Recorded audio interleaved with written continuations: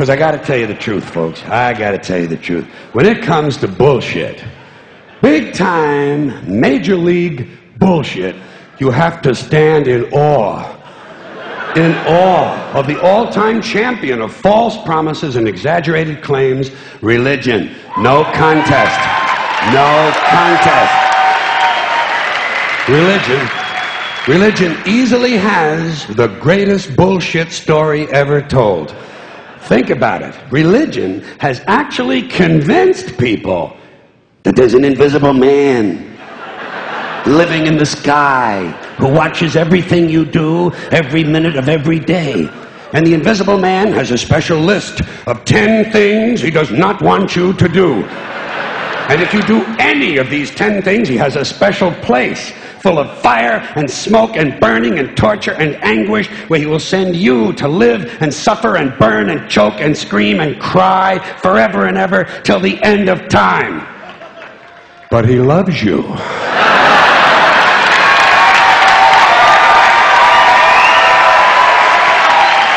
He loves you. He loves you and he needs money. He always needs money. He's all powerful, all perfect, all knowing, and all wise. Somehow, just can't handle money. Religion takes in billions of dollars. They pay no taxes, and they always need a little more. Now, you talk about a good bullshit story. Holy shit.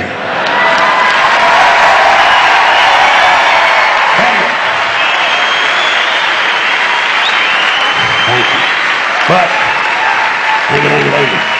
thank you very much. But I want you to know something. This is sincere. I want you to know, when it comes to believing in God, I really tried. I really tried. I tried to believe that there is a God who created each of us in his own image and likeness, loves us very much, and keeps a close eye on things. I really tried to believe that, but I got to tell you, the longer you live, the more you look around, the more you realize something is fucked up. Something is wrong here. War, disease, death, destruction, hunger, filth, poverty, torture, crime, corruption, and the ice capades. Something is definitely wrong. This is not good work. If this is the best God can do, I am not impressed. Results like these do not belong on the resume of a supreme being. This is the kind of shit you'd expect from an office temp with a bad attitude. And just between you and me, in any decently run universe, this guy would have been out on his all-powerful ass a long time ago. And by the way, I say this guy because I firmly believe, looking at these results, that if there is a God, it has to be a man. No woman could or would ever fuck things up like this.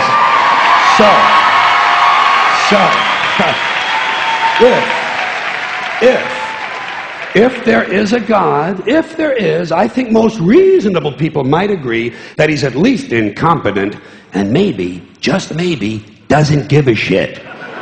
Doesn't give a shit, which I admire in a person and which would explain a lot of these bad results. So rather than be just another mindless religious robot, mindlessly and aimlessly and blindly believing that all of this is in the hands of some spooky, incompetent father figure who doesn't give a shit, I decided to look around for something else to worship, something I could really count on. And immediately, I thought of the sun. Happened like that. Overnight, I became a sun worshiper. Well, not overnight. You can't see the sun at night. But first thing the next morning, I became a sun worshiper. Several reasons. First of all, I can see the sun, okay? Yeah.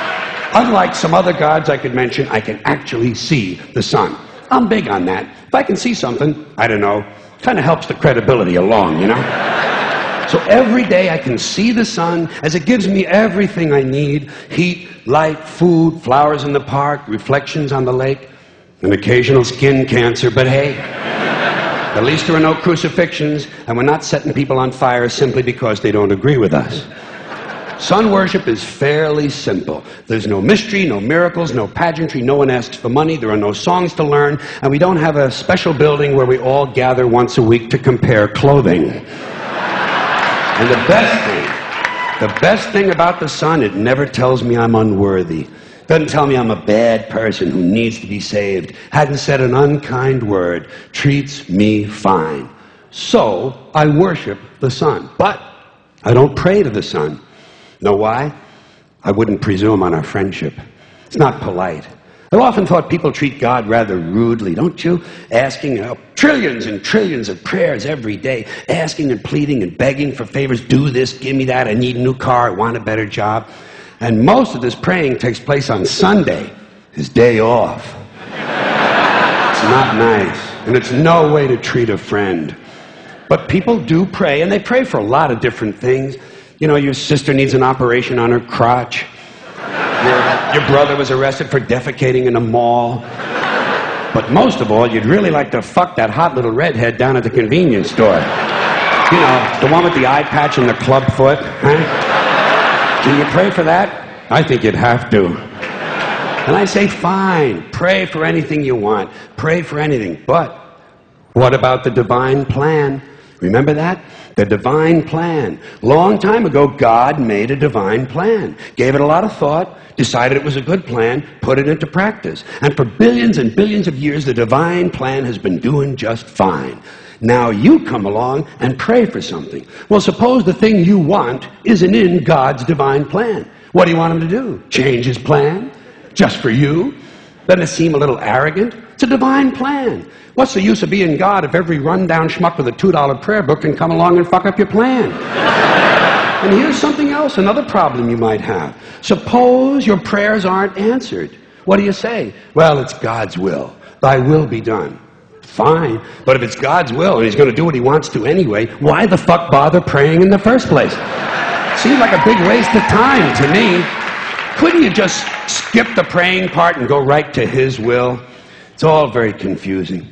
So to get around a lot of this, I decided to worship the Son. But, as I said, I don't pray to the Son. You know who I pray to? Joe Pesci. Joe Pesci.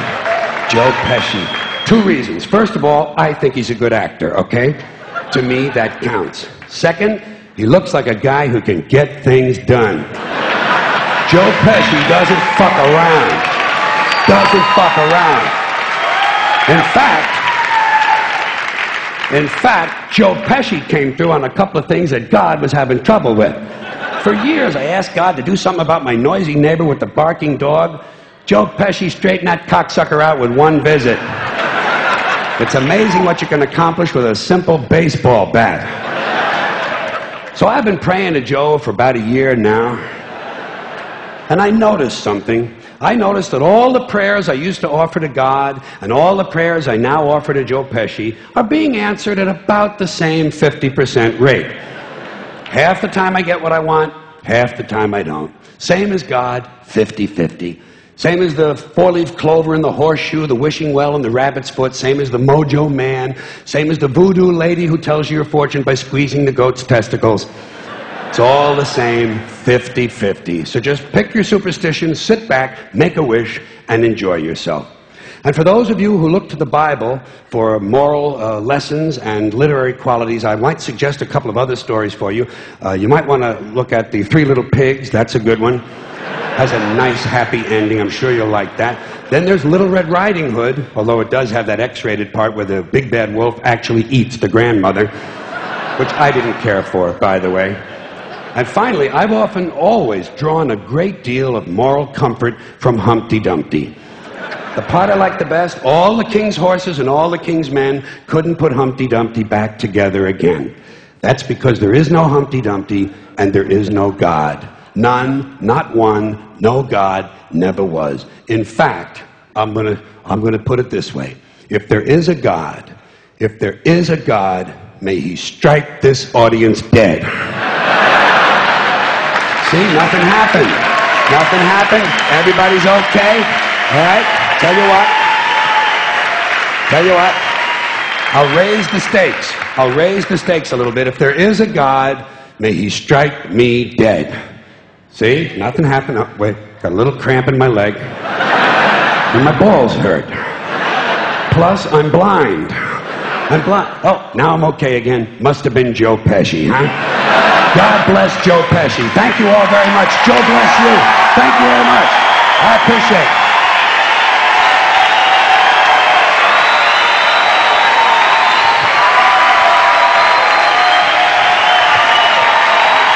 Bye-bye. Have fun.